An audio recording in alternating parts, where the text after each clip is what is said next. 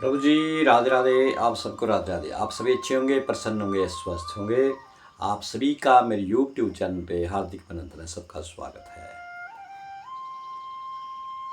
बहुत ही सुंदर प्रसंग लेकर के आपके सामने मैं हाजिर हुआ हूँ। श्रावण शुक्ल पक्ष की एकादशी के बारे में,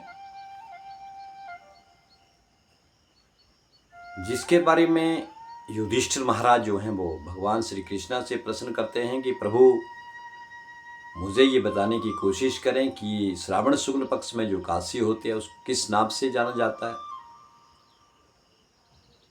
और इस एकादशी का व्रत करने से क्या फल मिलता है, ये आप मुझसे कहिए। जब इतनी बात भगवान श्री कृष्ण ने युधिष्ठिर के मुख से सुनी तो उन्होंने एक प्रसंग सुनाया, एक कथा श्री कृष्ण भगवान ने कहा कि प्राचीन समय की बात है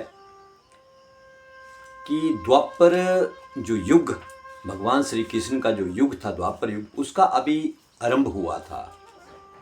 यानी कि द्वापर युग की जो शुरुआत हुई थी, तो उस समय एक नगर था, महिष्मतीपुर नगर था। उसमें एक राजा राज्य किया करते थे। उस राजा का नाम था महिजीत। महिजीत जो राजा था बहुत अच्छा राजा था। प्रजा का पालन करना अपने पुत्रों की तरह, किसी के साथ भी अन्याय नहीं करना, किसी को दुख नहीं देना, किसी को दंडित नहीं करना। यानी कि जो भी प्रजा थी उसको अपने पुत्र की भांति वो माना करता था। सब कुछ सुख पूर्वक वो राज्य में रहा करता था। हर एक वस्तु उसके राज्य में थी। लेकिन इतना सब कुछ होने के बावजूद वो सुखपूर्वक से रह नहीं पाता था। और इसके पीछे का कारण ये था कि उसे कोई संतान नहीं थी, उसे पुत्र नहीं था। यानी कि औलाद थी ही नहीं। पुत्र की तो बात छोड़ो, पुत्री भी नहीं थी। लेकिन इस संसार में हम आप लोग सभी पुत्र की कामना रखते हैं, क्योंकि मनुष्य में संसार के भीतर तीन जो इच्छाएं हैं वो महत्वपूर्ण हैं। एक सबसे बड़ी इच्छा मनुष्य की होती है पुत्रेष्टि की इच्छा होती है कि पुत्र हो। ये तृष्णा है हमारी। और दूसरी होती है वितेषणा। वितेषणा मीन्स यानी कि धन की हमें आशा होती है, वो भी हमें मिलना चाहिए, पुत्र भी मिलना चाहिए। और तीसरी एक तृष्णा है कि लोकेशना, लोग हमारा गुणगान करें, लोग हमारी वाहवाही करें। ये सब हम चाहते हैं। तो भगवान श्री कृष्ण जी इस प्रसंग को आगे सुनाते हुए कहते हैं कि राजा के पास सब कुछ है, सब सुख शांति के साधन हैं, वैभव है, महल हैं बड़े बड़े, राजपाट बहुत सुंदर है, आगे पीछे उसके नौकर चाकर लगे हुए हैं। इतना सब कुछ होने के कारण भी वो बड़ा दुखी सा रहता है, क्योंकि किसी के साथ वो अन्याय भी नहीं करता है। अगर किसी ने गलत किया है तो उसको दंडित अवश्य करेगा, भले ही वो अपने पुत्र के समान उसे प्रेम करता हो। लेकिन अगर किसी ने अगर गलत कार्य किया है, अन्याय के साथ अगर धन कमाने की कोशिश की है, तो वो उसे दंडित भी करता था। और कभी भी राजा ने किसी भी प्रजा से किसी प्रकार का बेकार में किसी से कर नहीं लिया है। जब वो कर बनता होगा उसी से कर लेगा, जो कर देने लायक होगा उसी से कर लेगा, यानी कि टैक्स देगा। जो गरीब होगा, लाचार होगा, तो उससे वो टैक्स नहीं लिया करता था। यानी कि कुल बना करके उसके राज्य में जो भी था न्याय ही न्याय था। एक बार उसने अपनी भरी सभा के भीतर सभी ब्राह्मणों को बुलाया, लोगों को बुलाया, जो श्रेष्ठ जो लोग थे सबको बुलाया, पढ़े लिखे जितने भी थे, पूजनीय जो लोग थे सबको बुलाया। क्योंकि राजा जो था वो ब्राह्मणों की भी सेवा किया करता था, देवी देवताओं की वो पूजा आराधना भी किया करता था। ये नहीं है कि वो ब्राह्मणों को सम्मान नहीं देता था, उनका आदर नहीं करता था, सबको सम्मान देता था, सबको आदर देता था। और जैसे पूजा पाठ होती है तो पूजा पाठ भी वो किया करता था, देवी देवताओं को वो खुश करने की कोशिश किया करता था, ये सब करता था। राजा धार्मिक विचारों वाला था। तो राजा ने सभा बुलाई, उसमें ब्राह्मण बड़े बड़े लोग जो थे, ज्ञानी पुरुष बैठे हुए थे। राजा ने सबसे विनम्र प्रार्थना की कि आप सब जानते हैं कि मैंने अपने राज्य में जो भी धन दौलत जो भी इकट्ठा किया वो मैंने अन्याय से नहीं किया है। मैंने धर्म के अनुसार ही जो भी कार्य किया है तो धर्म के अनुसार ही किया है, मैंने अधर्म नहीं किया है। लेकिन इतना सब कुछ होते हुए मैं अपनी प्रजा को अपने पुत्र की भांति मानता हूँ, गरीबों की मैं सेवा करता हूँ, उनको दान पुण्य का भी मैं कार्य करता हूँ, किसी को दुखी नहीं करता। लेकिन इतना सब कुछ होने के कारण भी मेरे पुत्र क्यों नहीं है? क्योंकि अब राजा की जो आयु जो थी वो बढ़ती चली जा रही थी, यानी कि आयु खत्म होने के कगार पे था। मान लो किसी की 80 90 100 साल उम्र है तो वो उसकी तरफ वो राजा जो था उसकी आयु जो थी बढ़ती चली जा रही थी, आयु कम हो रही थी। तो ये सब देख करके मैं दुखी हूँ। तो आप प्रजा कोई ऐसा कोई उपाय बताएं या उपाय करें जिससे मेरे इस राज्य को आगे संभालने वाला कोई पुत्र जो है वो पैदा हो जाए। इसी कारण मैं इतना सब कुछ होते हुए भी मैं दुखी रहता हूँ। तो जब प्रजा ने ब्राह्मणों ने ये राजा की बात सुनी तो प्रजा भी दुखी हुई, ब्राह्मण भी दुखी हुई कि राजा कोई ऐसा गलत कार्य नहीं करता, अन्याय नहीं करता है, न्याय के साथ ही रहता है, न्याय ही करता है, धर्म के अनुसार ही क्या कार्य किया करता है। तो ये सब बात सुन करके राजा के मुख से प्रजा ने और कुछ श्रेष्ठ ब्राह्मण जो थे वो राजा के इस प्रश्न के बारे में वो सोचने लगे, या संतान के बारे में सोचने लगे, इनको संतान कैसे होगी। ब्राह्मणों ने राजा के हित का विचार किया और हित का विचार करके गहन वन में प्रवेश कर गए, वन के भीतर चले गए। किसी महात्मा किसी संत के आश्रम की खोज करने लगे, इधर उधर घूम करके। इतने में ही उन्हें मुनि श्रेष्ठ लोमस का दर्शन हो गया। लोमस ऋषि का दर्शन हो गया। लोमस जी धर्म के तत्वज्ञ थे, संपूर्ण शास्त्रों के ज्ञाता थे और संपूर्ण शास्त्रों के विशिष्ट विद्वान, दीर्घायु और महात्मा हैं। लोमस वो हैं जो हर समय तपस्या में बैठे रहते हैं। उनका शरीर लोमस से भरा हुआ है। वे ब्रह्मा जी के समान तेजस्वी हैं। ऐसे ऋषि को देख करके जिनके एक एक रोम यानी कि एक एक कल्प बीतने पर, देखो जैसे एक कल्प बीतता है तो उनके शरीर का एक लोम जो है विशीर्ण हो जाता है, वो गिर जाता है, समाप्त हो जाता है, टूट के गिर जाता है। जैसे एक कल्प समाप्त होगा तो उनके शरीर का एक लोम, जहाँ से ये बाल ये निकलते हैं शरीर में से लोम होते हैं, वो एक गिर जाता है। इसलिए उनका नाम जो पड़ा था वो लोमस ऋषि पड़ा था। वे महामुनि तीनों लोकों में तीनों कालों की बातें करते हैं, उनकी बातों को जानते हैं। उन्हें देख करके सब लोगों ने जब देखा तो उन्हें बड़ा खुशी हुई, बड़ा हर्ष हुआ और उन्होंने जाकर के लोमस ऋषि के चरणों में नतमस्तक अपना झुकाया, दंडवत प्रणाम जो था वो उन प्रजाओं ने किया। तो लोमस ऋषि ने जब उनको देखा, ब्राह्मणों को देखा, प्रजा को देखा, तो उनसे आने का कारण पूछा, आप किस कारण यहाँ पे आए हो और तुम सब लोग किस लिए यहाँ पे आए हो, आपका आगमन किस कारण से हुआ है। तुम लोगों के लिए जो भी मुझसे होगा, जो भी आपके हित कर होगा, वो मैं अवश्य करने की कोशिश करूँगा, उसे मैं अवश्य करूँगा। ये बात लोमस ऋषि ने उन ब्राह्मणों से कही।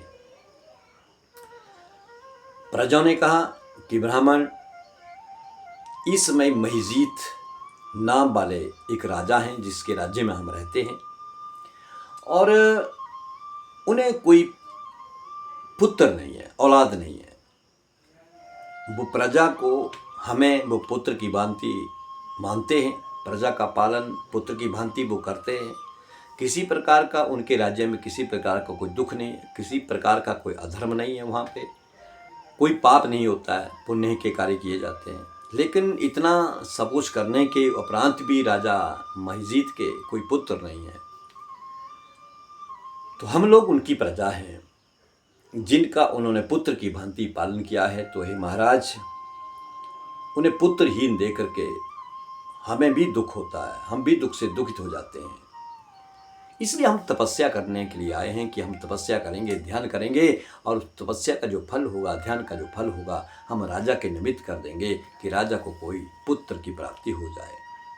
देखो, अब राजा अच्छा होगा तो प्रजा अपने आप अच्छी होगी। तो प्रजा अपने राजा के लिए कुछ भी कर सकती है, और वो राजा महिजीत के लिए, वो ब्राह्मण, वो प्रजा कुछ भी करने के लिए तैयार है। तो आज आपका दर्शन हुआ है प्रभु, लोमस ऋषि से वो प्रजा कहती है, आपका दर्शन हमें मिल गया है। महापुरुषों के दर्शन करने से मनुष्य के जो पाप हैं वो खत्म हो जाते हैं, मनुष्य का जो पुण्य जो है वो जागृत होने लग पड़ता है। ये मैं बार बार कहता हूँ, जब हमारे जीवन के भीतर अगर संतों का आगमन होता है, हमारे जीवन में हमें अगर दर्शन करने को मिलते हैं संतों के, तो समझ लेना कि आपका पुण्य जो है, आपके जो अच्छे दिन हैं वो आने वाले हैं। इसलिए हमेशा संतों का सम्मान करें, उनका आदर करें, उनकी सेवा करें। तो फिर उन्होंने कहा कि हे मुनि, हमें उस उपाय का उपदेश दीजिए जिस उपाय को करने से राजा को पुत्र की प्राप्ति हो जाए। सारी बात लोमस ऋषि ने प्रजा से सुनी, और उनकी बात सुनकर के लोमस ऋषि ने 2 घड़ी के लिए वो ध्यानस्थ हो गए। उन्होंने ध्यान लगा लिया, अपनी आंखें बंद की और वो ध्यानस्थ हो गए। और ध्यान में ही लोमस ऋषि ने राजा का जो पिछले जन्म का वृत्तांत था वो देख लिया, और प्रजा से कहा कि प्रजा बिंदो सुनो, राजा जो महिजीत है वो पूर्व जन्म में मनुष्यों को चूसने वाला एक वैश्य था। यानी कि पिछले जन्म में उसने कुछ गलत कार्य किए हैं, कुछ लोगों को उसने लूटा है, किसी को दंड दिया है, किसी के साथ अत्याचार किया है, अन्याय किया है। ऐसा वो मनुष्य पिछले जन्म में था, पूर्व जन्म में एक वैश्य था। वह वैसे गांव गांव में घूम करके व्यापार किया करता था। व्यापार करना, किसी वस्तु को खरीदना और उसकी वैल्यू के अनुसार उसकी कीमत ना देना, कम रेट में उसको खरीद लेना, बस ऐसे ऐसे करके लोगों का वो धन जो था वो हेंट लेता था या वस्तु को खरीद लेता था। एक दिन ज्येष्ठ मास का महीना था, शुक्ल पक्ष की 10वीं तिथि थी, ज्येष्ठ मास की भरी दोपहरी थी, और उसे दोपहर का समय था, धूप तप रही थी, सिर के ऊपर जो था वो सूर्य था। उसे बड़ी जोरों की प्यास लगी उस वैश्य को, और वो प्यास की तलाश में चलते चलते एक जलाशय के समीप पहुंचा, एक तालाब के पास गया, और पानी से भरी हुई बावली देख करके वैश्य ने वहाँ जल पीने का विचार किया।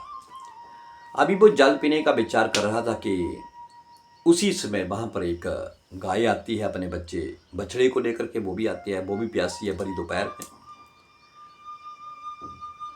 तो अभी उस वैश्य ने जल नहीं पिया था, इतनी देर में उस गाय ने जल पीना शुरू किया, उस बछड़े ने जल पीना शुरू ही किया था कि उस वैश्य ने उस गाय को वहाँ से, प्यासी को ही वहाँ से हटा दिया।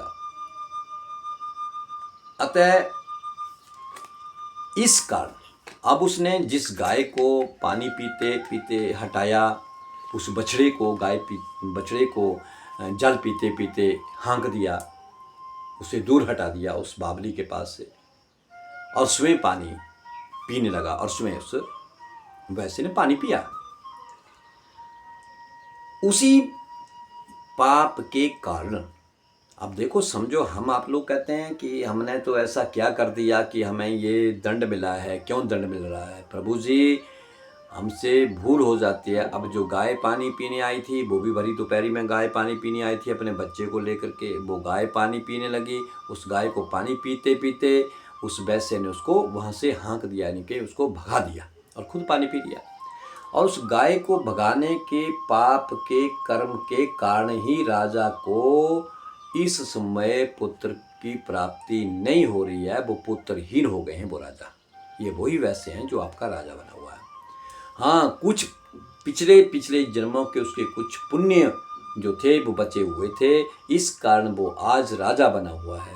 अंकट राज्य की वो प्राप्ति की हुई है उसने, लेकिन उस गाय को दुत्कारने के कारण, उस गाय को हाँकने के कारण आज राजा के पास पुत्र नहीं है। तो हे प्रजाओं ने कहा, तो हे मुने, पुराणों में सुना जाता है कि प्रायश्चित स्वरूप पुण्य से पाप नष्ट हो जाता है। यानी कि प्रायश्चित कर लिया जाए पुण्य से तो पाप नष्ट हो जाता है। अतः पुण्य का उपदेश कीजिए जिससे उस पाप का नाश हो जाए। कोई ऐसी बात कहिए महाराज लोमस जी, कोई ऐसा उपाय बताइए जिसको करने से उनके पाप जो हैं वो नष्ट हो जाएं, जो पिछले जो उनके कर्म थे वो पापी जो कर्म थे वो नष्ट हो जाएं और उन्हें पुत्र की प्राप्ति हो जाए। कुछ ऐसा उपाय बताइए। तो लोमस ऋषि उन प्रजाओं से कहते हैं, प्रजाजनों, श्रावण मास के शुक्ल पक्ष में जो एकादशी आती है वह पुत्रदा एकादशी के नाम से जानी जाती है। वो पुत्रदा एकादशी के नाम से विख्यात है। वह मनोवांछित फल देने वाली है, प्रदान करने वाली है। तुम लोग उसी का व्रत करो। यह सुनकर के प्रजाओं ने मुनि को नमस्कार किया, उनकी ये बात सुनी और नगर में आकर के विधि पूर्वक जो था वो पुत्रदा एकादशी का उन्होंने व्रत का अनुष्ठान किया, बहुत बड़ा अनुष्ठान किया। विधि पूर्वक रात्रि को जागरण किया। उसका जो निर्विल्य जो पुण्य जो था, उसका जो फल था, वो एकादशी का जो फल हुआ मिलने वाला था, वो व्रत, वो जागरण, वो पूजा पाठ जितनी भी उन्होंने जो पुत्र एकादशी के उपलक्ष्य में की, उसका सारा का सारा जो फल था वो राजा के प्रति समर्पण कर दिया, राजा को दे दिया। अब देखो, इतना सब कुछ करने के उपरांत उस प्रजाओं ने, वो रानी जो थी कुछ समय उपरांत जो थी, वो उस रानी ने गर्भ धारण किया और जब बच्चे का होने का समय आया, जो गर्भ के समय जो मास थे वो पूर्ण हुए, तो उस रानी ने एक बहुत ही सुंदर और खूबसूरत और एक बलवान यानी कि ताकतवर बच्चे को जो था वो जन्म दिया। तो इसका महात्म्य सुन करके मनुष्य पाप से मुक्त हो जाता है तथा इस लोक में सुख पा करके, इस लोक में भी सुख पा करके परलोक में भी वो स्वर्गीय की गति को प्राप्त करता है। यानी कि कुल बना करके मैं आपसे कहूँ कि हो सकता है, हो क्या सकता है, होता है कि जो हमसे पूर्व जन्म किसी प्रकार की जो हमसे भूल हो गई हो, जिसे हम कोई जानते नहीं, इस जन्म में तो हम सब लोग भूल जाते हैं कि हमने पूर्व जन्म में क्या किया नहीं किया है। लेकिन आज जो हमें सुख दुख या अमीरी गरीबी ये सब कुछ जो मिलती है वो केवल हमारे प्रारब्ध से ही मिलती है, हमारे पूर्व जन्म के कारण ही मिलती है। अगर हमारे पास आज औलाद नहीं है, पुत्र नहीं है, तो हो जाना, समझ लेना कि हो सकता है कुछ पूर्व जन्म में हमसे जो भूल हुई हो, तो उनके कारण आज हमारे पास औलाद नहीं है, पुत्र नहीं या पुत्री नहीं है। इसलिए ये जो श्रावण शुक्ल पक्ष की जो एकादशी थी, जिसे हम पुत्रदा एकादशी के नाम से जानते हैं, अपने बच्चों के लिए इस व्रत को माताएं करते हैं। जिनको नहीं है तो तब वो व्रत करते हैं, जिनको है तो उनकी सुरक्षित स्वास्थ्य के लिए, उनके जीवन के लिए माताएं या भाई बंधु कोई भी इस व्रत को कर सकता है। ज़रूरी नहीं है कि इस व्रत को औरतें ही करें, इस पुरुष भी इस व्रत को कर सकते हैं जिससे उन्हें पुत्र की प्राप्ति हो। तो ये पुत्रदा एकादशी व्रत का प्रसंग जो मैंने आपको ये महात्म्य में सुनाया, अगर कोई व्रत नहीं भी कर सकता है तो भी अगर जो इस प्रसंग को, जो मैंने ये प्रसंग आपको महात्म्य में जो सुनाया, इसको आप सुन लेंगे, स्मरण कर लेंगे, तो भी आपको पुण्य की प्राप्ति होगी। तो हम आपसे कई बार हम जाने अनजाने सब कुछ कर देते हैं, गाय को हाँक दिया, डंडा मार दिया या कुछ कर दिया, ये छोटी छोटी बातें जो हैं वो वहाँ पर काउंट होती हैं, वो लिखी जाती हैं और इस कारण फिर अगला जन्म जो हमारा थोड़ा बिगड़ जाता है। इसलिए जो भी करें बड़ा सोच समझ कर करें।